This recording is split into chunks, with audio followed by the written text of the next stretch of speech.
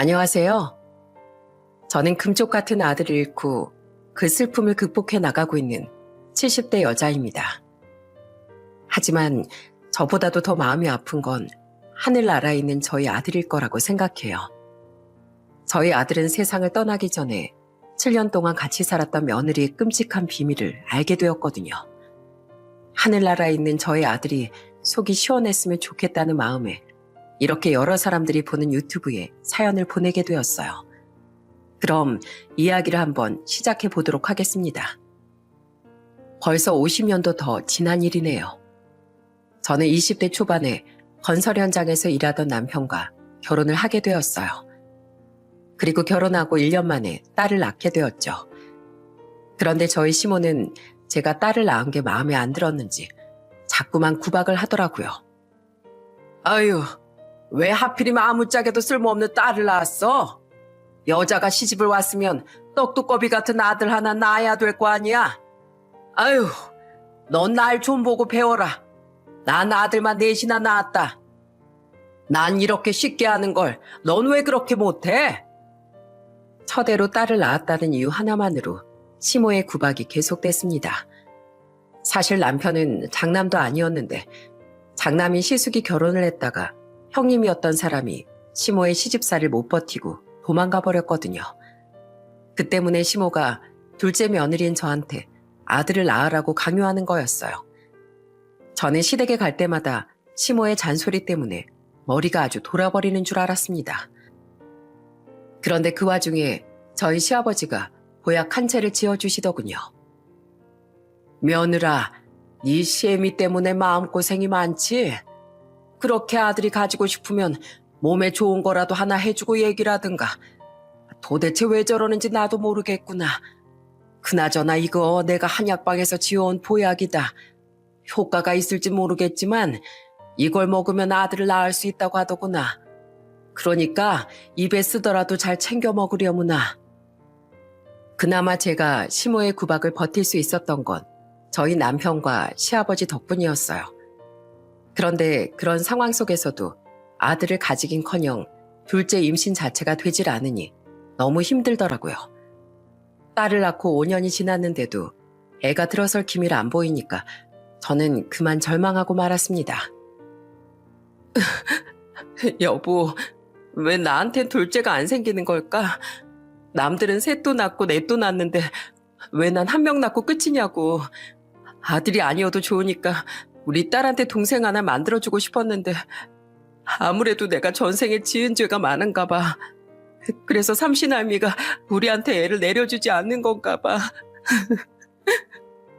그러자 남편은 제 어깨를 토닥이며 이렇게 말하더군요. 여보, 이만했으면 됐어. 남들이 셋넷씩 낳는다고 우리도 꼭 그러라는 법은 없잖아.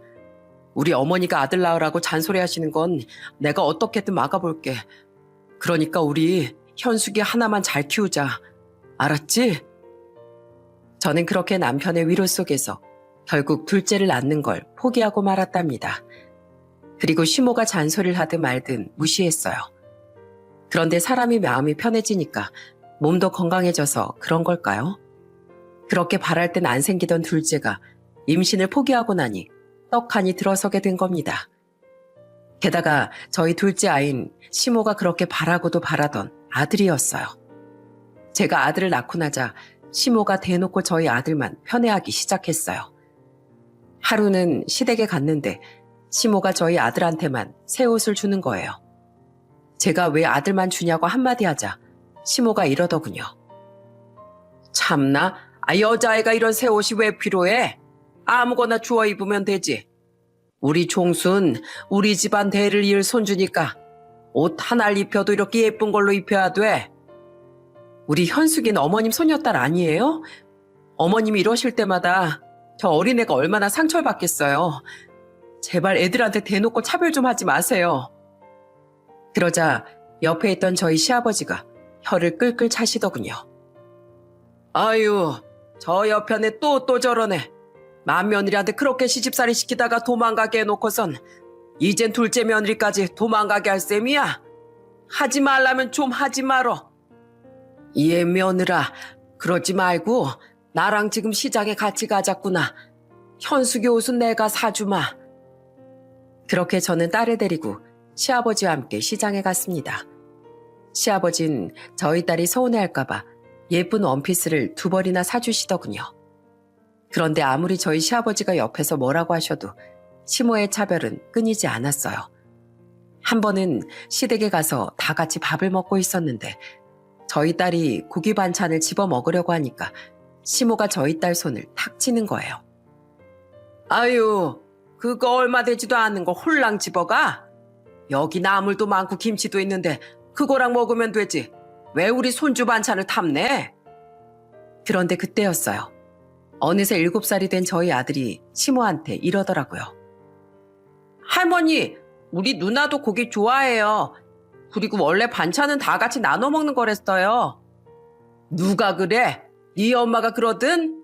쟤는 어차피 나중에 커서 시집가면 남의 집 식구 되래니까 이런 건 안 줘도 돼. 그러니까 너 혼자 먹어. 알겠지? 싫어요. 우리 엄마 아빠가 뭐든지 누나랑 나눠 먹는 거라고 했단 말이에요. 할머니, 우리 누나가 맛있는 반찬 먹는 게 그렇게 싫어요? 할머니 진짜 나빠요. 그러자 저희 남편도 화가 나서 한마디 하더군요. 어머니, 제발 우리 애들 먹는 거 가지고 차별 좀 하지 마세요. 그리고 요즘에 자꾸 저희 집 사람한테 아들 하나 더 낳으라고 잔소리 하신다면서요? 저희 집사람이 종수 가질 때도 얼마나 힘들었는지 아시잖아요. 저희 집사람 더 이상 힘들게 하고 싶지 않아요. 셋째는 없으니까 손주 둘로 만족하시라고요. 그러자 시모는 혼자 궁시렁거리면서 기분 나쁜 티를 팍팍 내더라고요. 저는 상처받았을 저희 딸을 위로해주며 남매끼리 서로 의지하며 살아야 한다고 말해주었답니다. 정말 다행히도 저희 애들은 사고도 한번 안 치고 바르게 잘 자라줬어요. 그리고 저희 딸은 공부에 욕심이 없어서 고등학교를 졸업하자마자 공장에서 일을 하다가 20대 중반에 결혼을 하게 되었답니다. 사위는 평범한 직장인이었는데 둘이 딸도 하나 낳고 잘 살았어요. 어느새 딸이 커서 엄마가 된 모습을 보니까 너무 뿌듯하더라고요. 저희 아들은 대학을 졸업한 후에 보험회사 본사에 취직했어요. 이제 아들도 성실하게 직장 다니며 좋은 짝을 만나 결혼을 한다면 더할 나위 없이 행복할 거라고 생각했죠. 하지만 불행은 예상치도 못한 곳에서 찾아오더군요. 멀쩡히 출근했던 저희 남편이 어느 날 퇴근길에 교통사고로 세상을 떠나고 만 겁니다. 저는 너무 큰 충격에 그만 주저앉고 말았답니다. 여보, 이렇게 말도 없이 갑자기 가버리면 어떡해. 나 당신 없이 못 산단 말이야. 그런데 그때 저희 아들이 제 어깨를 안아주면서 이렇게 말하더군요. 엄마, 비록 아버지는 우리 곁을 떠나셨지만 절대 엄마 혼자라는 생각은 하지 말아요. 누나도 있고 저도 있잖아요. 이제부턴 우리 아버지 대신에 제가 엄마를 지켜드릴 거예요. 나중에 제가 결혼하고 나서도 엄마는 꼭 제가 모시고 살 거라고요. 그 어렸던 아들이 언제 이렇게 커서 저를 지켜주겠다는 말을 하는지 저는 너무 고맙고 듬직해 눈물을 펑펑 쏟아내고 말았답니다. 그렇게 남편이 세상을 떠난 지도 3년이 지났을 때 또다시 안 좋은 일이 벌어지고 말았어요. 저희 딸이 성격 차이로 사위랑 이혼을 하고 말았거든요. 이혼 후에 딸이 집에 처음 찾아왔던 날, 저는 아들이랑 셋이서 소주를 한잔 했답니다. 그런데 저희 딸이 울적한 표정을 짓고 있으니까 아들이 이렇게 얘기하더라고요. 누나, 그딴 놈 이제 잊어버려. 그동안 누나랑 우리 가족이 매형한테 얼마나 잘해줬는데 이제 와서 성격 차이라는 게 말이 돼? 게다가 그놈 누나 몰래 도박도 했었다며? 그런 일이 있었으면 진작에 누나가 먼저 이혼하자고 했어야지. 왜 바보같이 그걸 참고 살았어? 무릎 꿇고 잘못했다고 빌길래 나아질 줄 알았어. 그런데 아무래도 내가 잘못 생각했나 봐. 그렇게 뭐든지 다 자기 마음대로 하는 성격인 줄 알았으면 애초에 결혼을 안 했을 텐데 이게 다 내가 남자 보는 눈이 없어서 그래. 누나가 남자 보는 눈이 없는 게 아니라 그놈이 좋은 인간인 척 연기한 게 잘못된 거야. 됐어. 그딴 놈은 없는 게 100번 나아. 그러니까 누나 울지 말고 힘내. 이혼했다고 세상 망하는 거 아니잖아. 누나한테 나도 있고 우리 엄마도 있으니까 씩씩하게 다시 기운 내보자. 어? 저희 아들은 남편을 잃은 저뿐만 아니라 이혼한 저희 딸한테까지 힘이 되어주며 가장 노릇을 톡톡히 하더군요. 그런 저희 아들이 30대 후반에 결혼할 여자를 데려왔을 땐 얼마나 기뻤는지 모릅니다. 예비 며느린 애견 미용샵에서 일하는 직원이었는데 말투도 상냥하고 애교 있는 성격이더라고요. 그런데 단 한 가지 문제가 있었어요. 저희 아들이 결혼하고 나서도 저를 모시고 살겠다는 고집을 꺾지 않는 겁니다. 저는 이러다가 아들 결혼 망칠까 싶어서 그러지 말라고 했어요. 그런데 옆에 있던 예비 며느리가 밝게 웃으면서 이렇게 말하더군요. 어머님, 걱정하지 마세요. 사랑하는 남자가 어머니한테 효도하겠다는데 아내가 돼서 당연히 도와줘야죠. 저는 그 말에 깜짝 놀라고 말았어요. 당연히 예비 며느리가 싫어할 줄 알았거든요. 그래도 저는 계속 둘이 분가해서 살라고 했는데 아들이 끝까지 고집을 꺾지 않더군요. 그래서 결국 저는 아들을 결혼시키고 같이 살게 되었습니다. 제가 원래 살던 집은 너무 낡아서 아들이 새로 구한 아파트에 들어가 살게 되었죠. 저는 아들도 아들이지만 큰 결정을 해준 며느리가 너무 예뻐 무척이나 잘해줬어요. 며느리가 퇴근하고 집에 오면 손 하나 까딱 못하게 했죠. 며느라, 왜 또 들어오자마자 청소를 하려고 그래? 내가 낮에 청소기 싹 돌리고 바닥도 다 닦았으니까 더 신경 쓸 거 없어. 그러니까 넌 그냥 씻고 방에서 푹 쉬거라.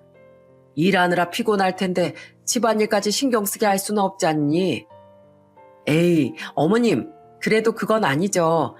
어머님이야말로 하루 종일 집안일 하셨을 테니까 이제 좀 쉬세요. 빨래도 제가 할 테니까 그냥 놔두시고요.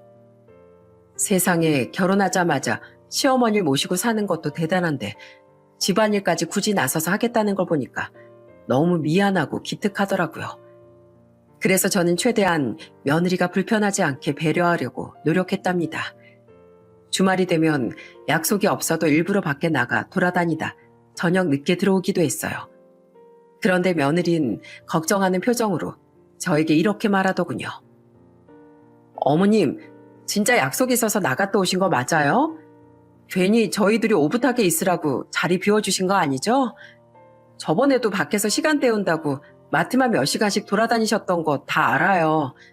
밖에서 오래 계시면 힘드실 텐데 괜히 저희 때문에 그러시는 거면 저 속상해요. 그런데 며느리 눈치가 빨라서 제가 일부러 나간다는 걸 이미 알고 있는 것 같더라고요. 그래서 그 다음부턴 반대로 하기로 했어요. 아들 부부한테 용돈을 지어주고 둘이 나갔다 오라고 했죠. 너희들이 하도 나보고 집에서 쉬라 그래서 이번 주말은 좀 쉬련다. 그러니까 너희들끼리 나가서 맛있는 것도 먹고 좋은 데 가서 구경하고 실컷 놀다 와.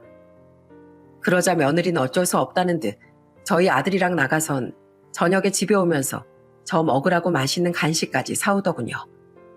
그런데 어느 날 며느리가 기침을 많이 하는 거예요. 저는 너무 걱정되는 마음에 배도라지 즙을 사다가 며느리에게 줬답니다. 며느라, 너 개털 많이 날리는 데서 일해서 기관지가 안 좋은 거 아니니? 내가 예전에 TV에서 봤는데 어떤 사람이 폐가 안 좋아서 검사를 해보니까 폐 속에 개털이 잔뜩 있었다고 하더구나. 저 일할 때 마스크 쓰고 해서 괜찮아요. 그런데 저 걱정돼서 배도라지즙까지 사오신 거예요? 저 요즘에 감기 때문에 목이 칼칼했는데 이거 마시면 싹 나을 것 같아요. 어머님, 저 걱정해 주셔서 너무 감사해요. 제가 잘해주는 만큼 며느리가 고마워해 주니 그렇게 좋을 수가 없더라고요. 그런데 한 가지 걱정되는 게 있었어요. 아들 부부가 결혼한 지 3년이나 됐는데 아이가 안 생기는 거예요. 그런데 어느 날 아들 방에서 며느리가 우는 소리가 들리는 겁니다. 나중에 아들만 따로 불러 물어보니까 며느리가 임신이 안 돼서 속상해하고 있다고 하더군요. 저는 너무 걱정되는 마음에 저희 시아버지가 그러셨던 것처럼 임신이 잘 되는 보약을 지어 며느리에게 줬답니다. 며느라, 우리 종수한테 얘기를 들어보니까 애가 잘 안 들어서서 속상해하고 있었다며? 이게 도움이 될지 모르겠지만 하루에 한 포씩 꼬박꼬박 먹어보렴. 임신이 잘 되게 하는 보약이라는데 이런 거라도 먹으면 마음의 위안이 될 거야. 그런데 그때 며느리가 눈물을 흘리면서 저한테 이런 얘기를 하더군요. 어머님, 너무 감사해요. 그런데 저 어머님한테 말씀 못 드린 게 있어요. 저 사실 임신이 잘 안 되는 몸이에요. 결혼하기 전부터 다낭성 난소 증후군이라는 병이 있었거든요. 요즘 젊은 여자들이 잘 걸리는 병인데 이게 있으면 임신하기 힘들다고 하더라고요. 그 이도 결혼 전부터 알고 있었는데 어머님한테 미리 말씀 못 드려서 너무 죄송하네요. 아이고, 그랬구나. 난 또 그런 줄도 모르고. 그럼 병원에 가서 난임 치료라도 받아야 되는 거 아니니? 치료받으면 임신이 가능하긴 한 거야? 가능할 순 있는데 그렇게까지 하고 싶진 않아서요. 제 주변에 시험관 시술이다 뭐다 하는 부부들 얘기 들어보니까 그게 그렇게 사람을 힘들게 한대요. 몸도 힘들지만 임신에만 집착하게 되고 예민해져서 잘 지내던 부부 사이도 틀어진다고 하더라고요. 그래서 저흰 자연 임신으로만 시도해보고 안 되면 포기하기로 이미 예전부터 얘기했었어요. 그런데 말은 그렇게 했지만 진짜로 임신이 안 되니까 너무 속상해서 울어버렸네요. 아이고, 그런 일이 있었구나. 그런 건 부부 사이 일이니까 나한테 얘기하기 힘들었겠지. 난 다 이해한다. 그런데 네가 이렇게 힘들어하는 걸 보니 내 옛날 생각이 나는구나. 나도 우리 아들 낳기 전에 둘째가 너무 안 생겨서 엄청 힘들었거든. 내가 전생에 뭘 잘못해서 벌을 받았나 하면서 나 자신을 얼마나 자책했는지 몰라. 아마 너도 그런 생각 때문에 더 마음이 힘들었겠지. 그런데 며느라, 요즘엔 애 안 낳고 잘 사는 부부도 많지 않니? 자식이 없어도 너희 부부가 서로 의지하면서 사랑하고 살면 그걸로도 된 거야. 그러니까 임신이 안 된다고 너무 상심하지 말고 힘내려무나. 그러자 며느린 눈물을 펑펑 쏟으면서 울더라고요. 어머님, 그렇게 말씀해 주셔서 너무 감사해요. 저 어머님한테 손주 못 안겨드리는 게 너무 죄송해서 그동안 말도 못 꺼내고 있었거든요. 저는 그런 며느리를 꼭 안아주었답니다. 같은 여자로서 그 심정을 제일 잘 아는 건 저였으니까요.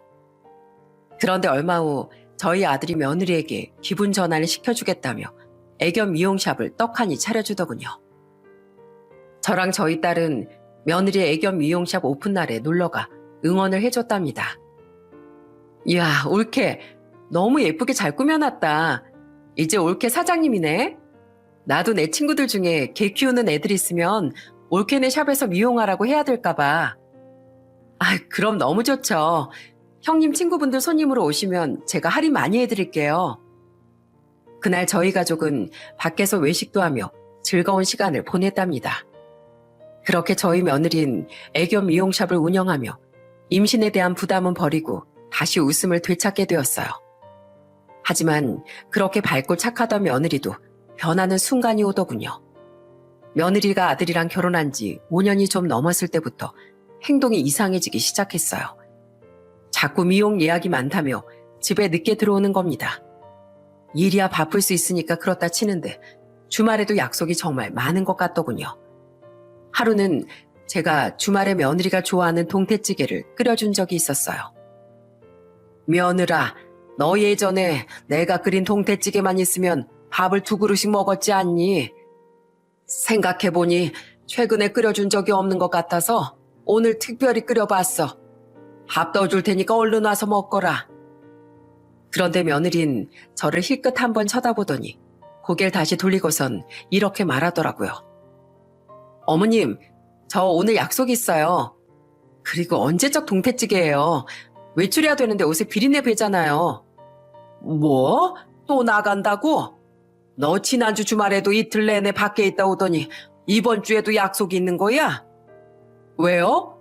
그러면 안 돼요? 저도 바쁜 사람이에요. 사람이 집에만 있으면 늘어지기만 하고 안 좋다고요. 저처럼 밖에서 사람도 만나고 사회생활을 해야 건강하게 살 수 있는 거예요. 뭐 그건 그렇긴 하지만 너무 자주 나가니까 그렇지. 그럼 이 동태찌개는 이따가 저녁에 데워줄 테니까 저녁에 먹거라. 필요 없어요. 저 저녁도 먹고 들어올 거예요. 그러니까 동태찌개는 그냥 어머님이랑 그이랑 둘이서 드세요. 며느린 그렇게 말하고선 외출 준비에 정신이 없더군요. 미리 물어보지 않은 제 잘못도 있으니 그땐 그러려니 했습니다. 그런데 어느 날은 외출하고 돌아온 며느리의 몸에서 향수 냄새가 너무 심하게 나는 거예요. 제가 뭔 향수를 이렇게 진하게 뿌리냐고 물어보니까 며느리가 이렇게 대답하더군요. 하루 왼종일 개들이랑 붙어있으니까 옷에 개 냄새가 많이 배서 그래요. 이 정도 뿌려야 어디 가서 개 냄새 난다는 소리 안 듣죠. 아유, 그래도 그렇지. 향수 냄새가 너무 심한 거 아니냐? 향수 말고 왜 섬유 탈취제도 있잖아. 너 지나갈 때마다 독한 향수 냄새 때문에 내 코가 마비될 지경이야. 예전엔 이렇게까지 심하게 안 뿌리더니 너 요즘엔 도대체 왜 그래? 저희 아들도 며느리 행동을 이상하다고 생각하는 것 같긴 했는데 그때마다 며느리가 일 핑계를 대니까 더 이상 묻지 않는 것 같았어요. 그런데 어느 날부터 아들이 몸이 안 좋다고 하더군요. 혹시나 하는 마음에 병원에 가서 검사를 해보라고 했는데 검사 결과 충격적인 얘기를 듣고 말았습니다. 그건 바로 저희 아들이 췌장암에 걸렸다는 거예요. 그런데 이미 다른 장기에 전이 된 상태라 수술도 불가능하다고 하더군요. 저는 너무 큰 충격에 그만 오열하고 말았습니다. 말도 안 돼. 그렇게 건강하던 네가 갑자기 췌장암이라니. 이거 혹시 검사가 잘못된 거 아니냐? 정말 내 아들이 암에 걸렸다고? 제발 의사가 오진한 것이길 바랬지만 현실은 그렇지 않더군요. 아들은 항암 치료를 받긴 했지만 점점 상태가 안 좋아지기만 했어요. 저는 매일 아들의 병실에서 아들과 함께 시간을 보냈답니다. 종수야, 이렇게 병원에만 누워있으려니 답답하지? 그래도 계속 치료받다 보면 언젠간 예전처럼 건강을 되찾을 수 있을 게야. 요즘엔 의학기술이 많이 발달해서 암 걸렸다고 다 죽는 것도 아니라더라. 그러니까 힘들어도 조금만 참고 이겨내보자. 아무리 그래도 네가 나보다 오래 살아야 되지 않겠니? 아들은 그럴 때마다 제 손을 꼭 붙잡고 자긴 괜찮다고 얘기를 하더군요. 그런데 아들이 투병 생활을 한 지 1년 반쯤 되었을 때였어요. 갑자기 저보고 신분증을 달라고 하더니 무슨 서류를 내밀고선 사인을 해달라는 거예요. 종수야, 이게 뭐니? 갑자기 사인은 왜? 그냥 엄마 사인이 꼭 필요해서 그래요. 엄마한테 나쁜 거 아니니까 뭔지 묻지 마시고 그냥 사인만 해주세요. 저는 그게 뭔지 몰랐지만 아들이 간곡하게 부탁을 하니 어쩔 수 없이 사인을 했습니다. 그러자 아들은 저를 바라보며 희미하게 웃더군요. 그런데 그 서류에 사인을 한 지 얼마 안 돼 아들의 상태가 급격하게 나빠지게 되었어요. 병원에선 이제 마음의 준비를 하라고 하더군요. 도저히 믿을 수가 없어서 매일 울고 있는데 아들이 제 손을 붙잡고 이렇게 말하더라고요. 엄마, 난 진짜 괜찮아요. 짧은 삶이었지만 나쁜 짓 안 하면서 착하게 살았고 직장도 다녀보고 결혼도 해봤으니 아쉬울 거 없어요. 그리고 무엇보다 엄마 아들로 살 수 있어서 너무 행복했어요. 엄마, 난 낳아주고 키워주셔서 너무 감사해요. 종수야, 그게 무슨 소리야? 왜 갑자기 마지막 인사를 하듯이 그런 얘기를 하는 거야? 종수, 너 아직 더 살 수 있어. 의사가 아무리 그렇게 얘기했어도 이 엄만 절대 너 못 보내. 그러니까 그런 슬픈 얘긴 하지 마로. 알겠니? 엄마, 제 몸은 제가 제일 잘 알아요. 이제 엄마 얼굴 며칠 못 보고 떠날 거란 거 잘 알고 있다고요. 엄마, 예전에 아버지 돌아가셨을 때 내가 했던 말 기억나요? 그때 내가 아버지 대신 엄마를 지켜준다고 했었는데 결국 그 약속을 못 지키게 됐네요. 아마 하늘나라에 가면 아버지가 왜 약속 안 지켰냐고 저한테 꿀밤 한 대 때리시겠죠? 엄마, 나 없어도 누나랑 잘 지내야 돼요? 나 때문에 맨날 울지만 말고 씩씩하게 잘 지내겠다고 꼭 약속해요. 네? 저는 그런 아들을 끌어안고 소리내어 엉엉 울었습니다. 아들과의 이별을 도저히 받아들일 수 없었거든요. 그런데 그 와중에 며느린 일이 바쁘다면서 병원에 잘 오지도 않더군요. 예전엔 그렇게 저희 아들이랑 죽고 못 사는 사이였는데 언제 이렇게 변했는지 이해가 되질 않더라고요. 그리고 얼마 후 저희 아들은 결국 세상을 떠나고 말았어요. 아들이 결혼한 지 꼭 7년 만이었죠.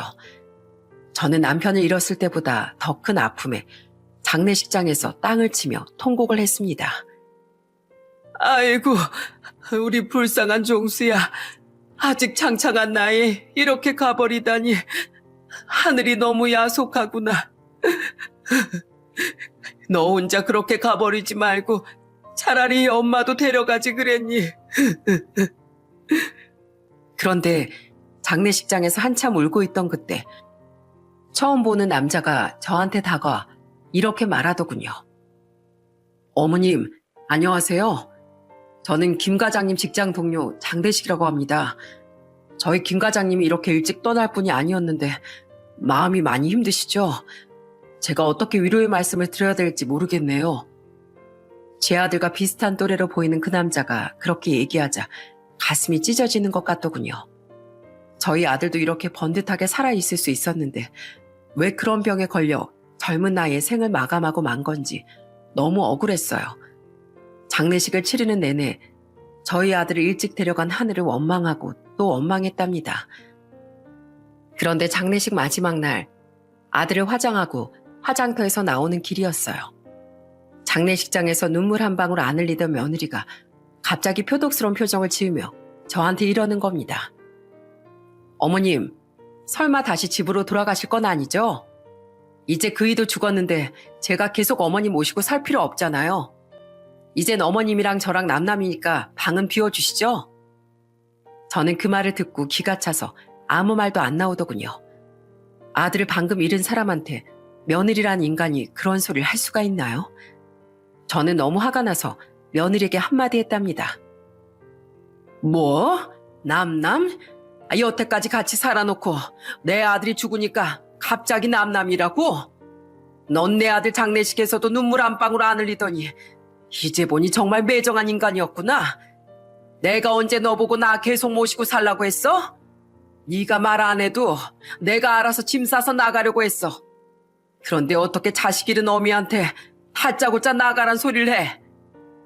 그러자 옆에 있던 저희 딸도 며느리한테 따지더군요. 올케, 지금 뭐 하는 짓이야? 올케는 우리 종수 죽은 게 슬프지도 않아?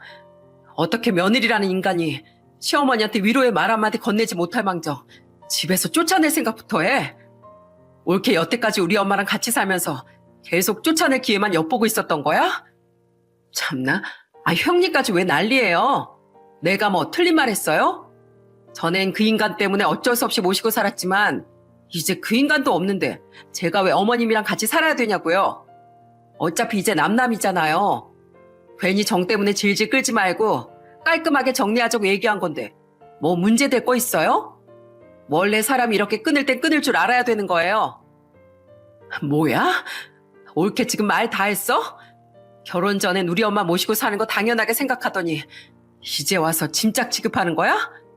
옳게 이런 사람인 줄 몰랐는데 진짜 인성이 바닥이네. 저희 딸은 며느리와 크게 소리를 지르며 싸우기 시작했어요. 그런데 그때 누가 제 어깨를 툭툭 치길래 고개를 돌려보니 장례식장에서 봤던 아들의 직장 동료가 서 있더군요. 그 남잔 딸을 말리면서 저희 둘한테 이렇게 얘기하더라고요.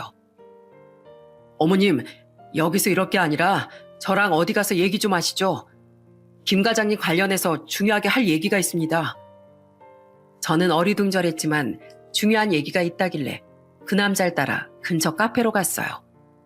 그리고 그곳에서 충격적인 내용을 듣고 말았습니다.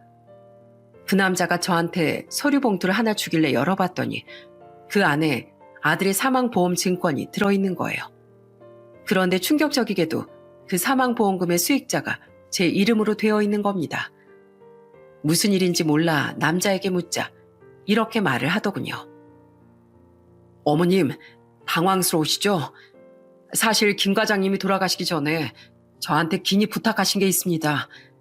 본인 사망보험금을 법적 상속인이 아니라 어머니께 돌아가도록 변경하고 지금 살고 계신 아파트를 포함해 모든 재산을 어머님한테 드리기로 했거든요. 그리고 장례가 끝나고 나서 이 모든 걸 어머니께 밝히는 일도 저한테 따로 부탁했고요. 저는 너무 갑작스러운 이야기에 입을 떡 벌렸습니다. 며느리도 있는데 왜 저한테 사망보험금과 모든 재산을 준다는 건지 이해를 할 수 없었죠. 그런데 그 남자가 저한테 휴대폰을 하나 건네주더군요. 그 휴대폰은 바로 아들의 것이었어요. 김 과장님이 왜 그렇게 하셨는진 그 휴대폰을 보면 알 수 있으실 거예요. 열어보시면 충격받으시겠지만 그래도 중요한 내용이니 꼭 보셨으면 좋겠습니다. 이윽고 저는 아들의 휴대폰을 열어봤고 그 안에서 끔찍한 것들을 발견하고 말았습니다. 그 안에 있던 것들은 바로 저희 며느리의 불륜 증거들이었거든요. 며느리와 상간남이 나눈 문자 메시지가 저장되어 있었는데 그걸 읽어보니 가관도 아니더군요. 태준 씨, 조금만 기다려.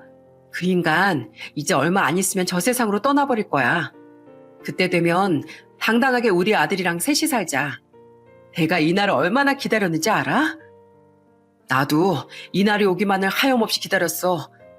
15년 전에 당신이랑 만났을 때 왜 내가 이혼을 안 하고 당신이랑 헤어졌는지 후회하고 또 후회했다고. 그런데 이젠 그 지긋지긋한 마누라도 이혼해서 없고 우릴 반대하던 어머니도 돌아가셨으니 이젠 우리끼리 행복하면 돼. 성아 씨, 나 요즘 너무 행복해. 이제서야 모든 게 제자리로 돌아온 것 같다고. 나도 너무 행복해. 사실 15년 전에 태준 씨가 나랑 헤어지고 와이프랑 잘 사는 것 같길래 너무 억울했었거든. 그래서 시술도 받고 몸매 관리도 하면서 출산 사실 숨기고 그 인간이랑 결혼했던 거야. 나도 태준 씨한테 잘 사는 모습 보여주고 싶었거든. 그런데 이렇게 다시 만날 줄 알았으면 그 인간이랑 결혼을 하지 말 걸 그랬나 봐. 태준 씨, 이제라도 돌아와줘서 고마워. 우리 앞으로 행복하게 살자. 알았지?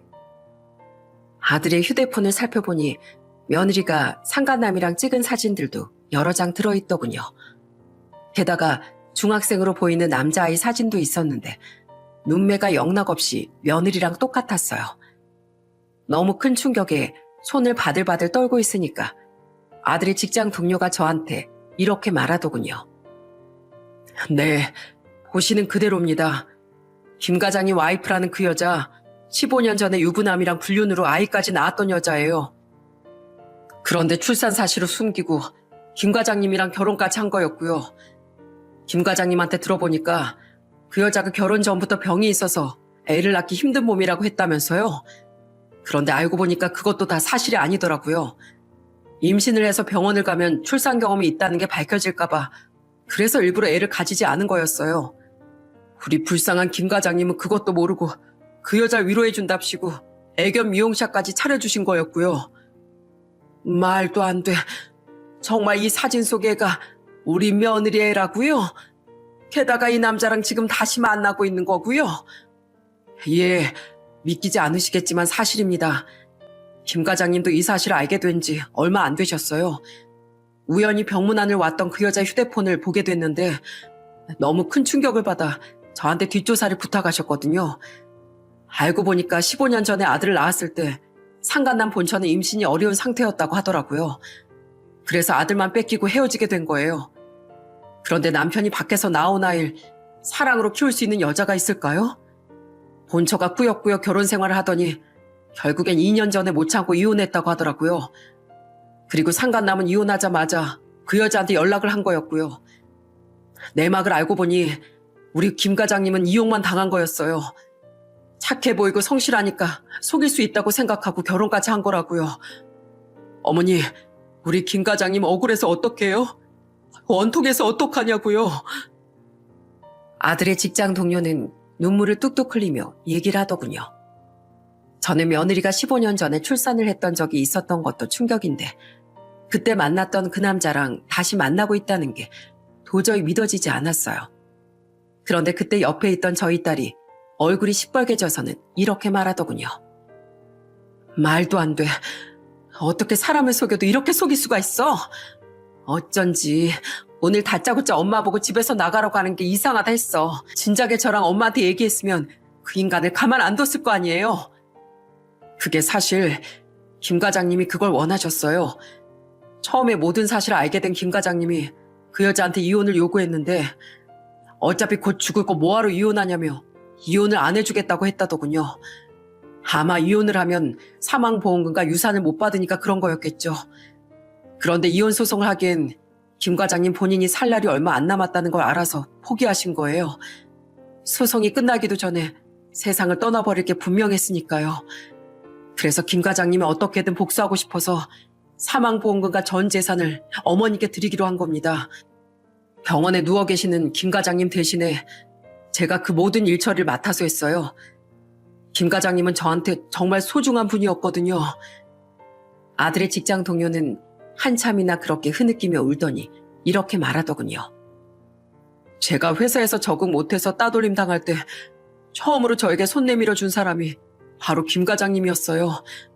김 과장님이 아니었으면 전 아마 끝까지 적응 못하고 회사를 그만뒀을지도 모릅니다. 그리고 저희 아버지 돌아가셨을 때 유일하게 3일 내내 와서 지켜준 사람이 바로 김 과장님이었습니다.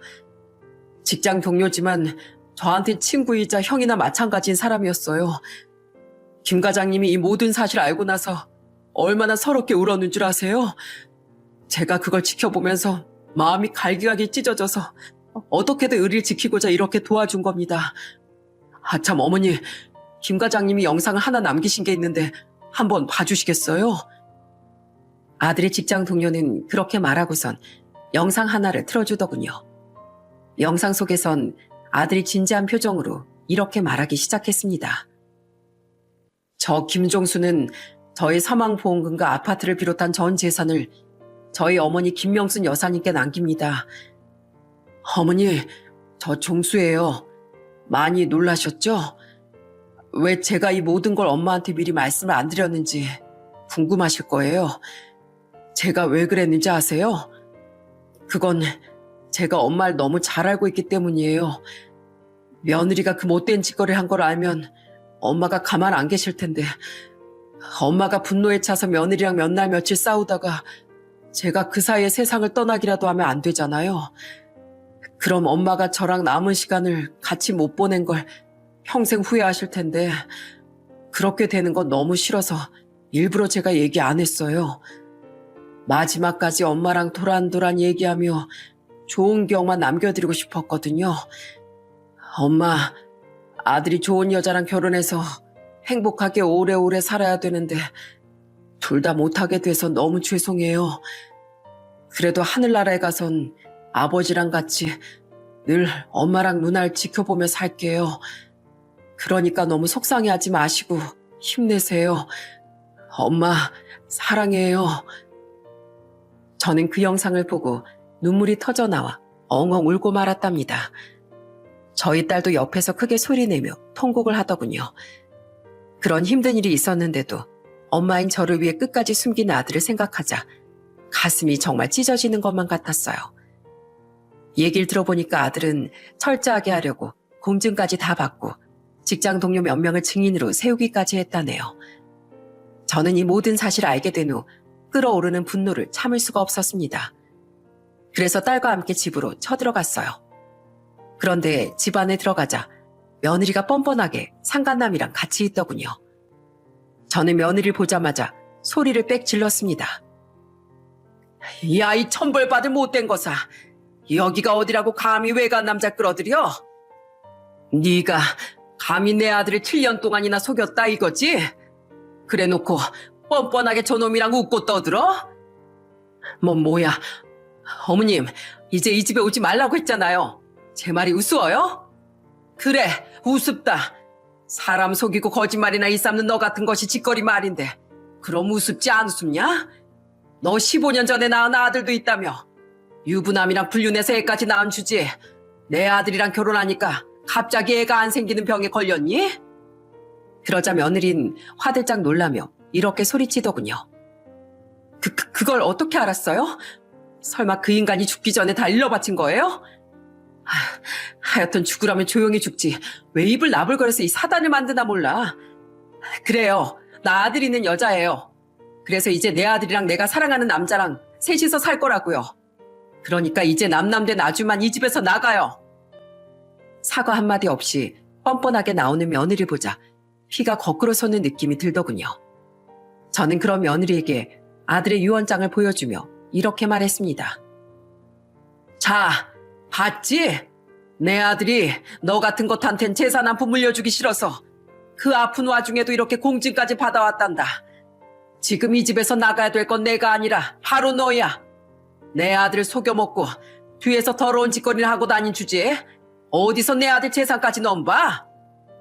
말도 안 돼. 진짜로 그 인간이 사망보험금이랑 재산을 다 아줌마한테 넘긴다고 했다고요? 그럼 내가 7년 동안 같이 산 거 뭔데요? 살부비가 한 집에서 사라졌으면 나도 한몫 가져가야 될 거 아니에요?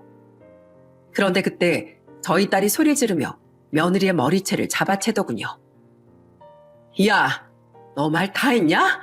한몫 가져가긴 뭘 가져가? 내 동생이 착하니까 만만해 보였나 보지? 사람을 그렇게 속였으면 반성하는 김이라도 보이던가. 어떻게 된 게 넌 끝까지 쓰레기짓만 하니? 네가 그러고도 사람이야? 버러지만도 못한 인간아. 이건 놔. 이거 놓으라고. 아차차. 더러운 짓거린 둘이 했는데 한 명만 잡아 족치면 안 되지. 야, 네가 내 동생 속이는데 동조한 놈이냐? 15년 전에 와이프 놔두고 바람 펴서 혼외자까지 낳아놓고 그 사랑이 너무 절절해서 이 나이에 다시 찾아왔나 보지? 너도 오늘 머리 다 뽑힐 각오해. 내가 아주 너희 둘 다 아작을 내버릴 테니까.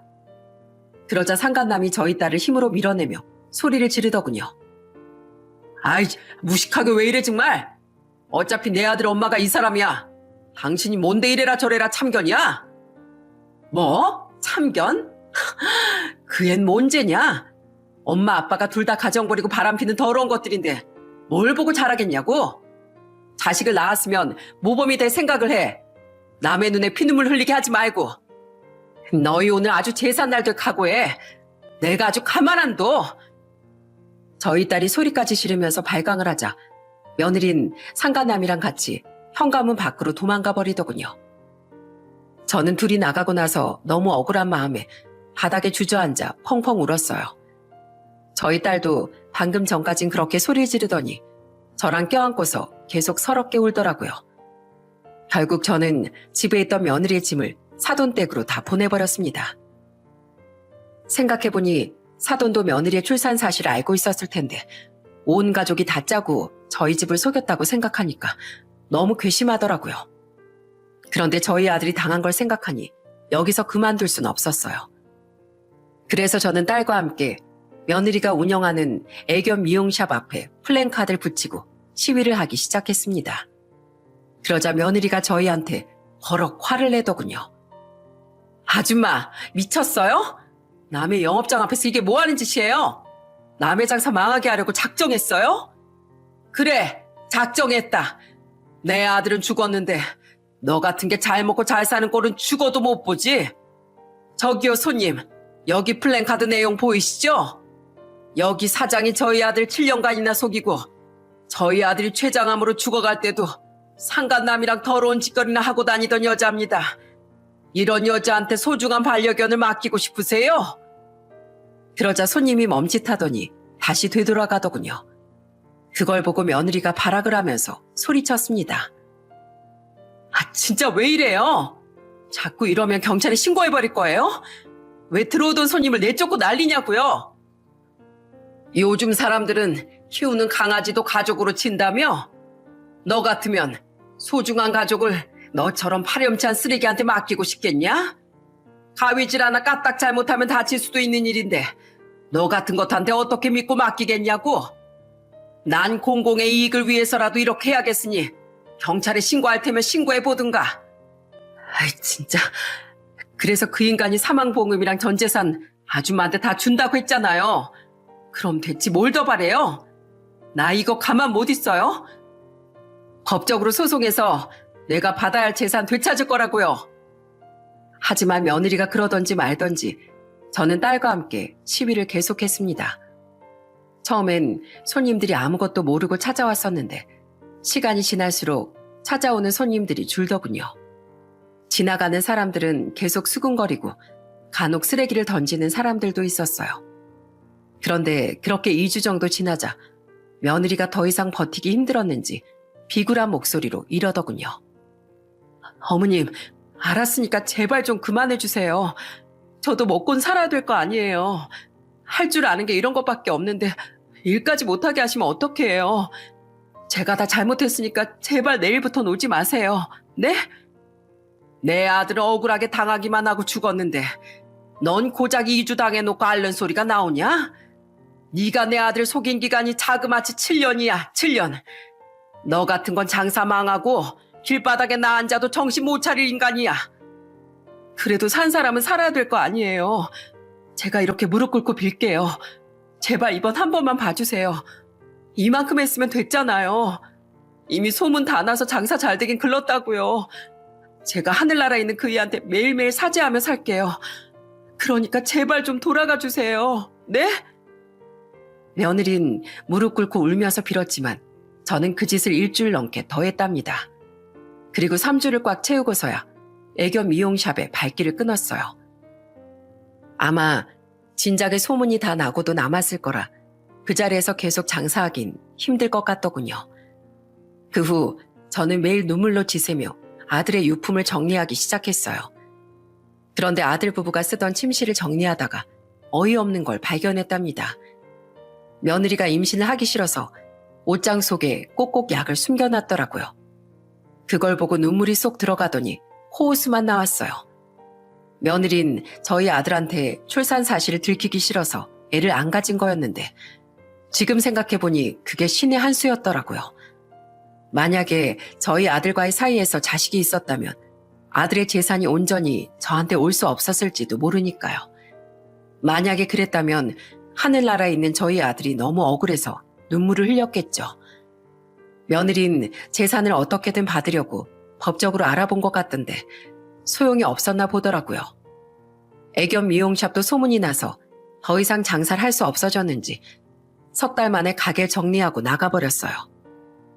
그 상간남이랑 지지고 볶고 잘 사는지 모르겠지만 이제 제 눈에 띌 일이 없으니 다행이라고 생각하려고요. 그 이후 시간이 지나 벌써 아들이 세상을 떠난 지도 1년이 되었네요. 저희 딸은 살고 있던 집을 정리하고 손녀딸이랑 같이 저희 집으로 들어왔어요. 이제는 아들이 남겨준 집에서 여자 셋이 오순도순 살아보려고요. 아들을 잃은 슬픔을 아직 다 극복하지 못했지만 딸과 손녀를 위해 열심히 살아보려고 노력하고 있답니다. 여러분, 그럼 전 여기서 이만 이야기를 마치도록 할게요. 저희 아들이 하늘나라에서 잘 지낼 수 있도록 함께 기도해 주셨으면 좋겠습니다. 저도 여러분께 앞으로 행복만 있기를 기도할게요. 끝까지 들어주셔서 정말 감사합니다.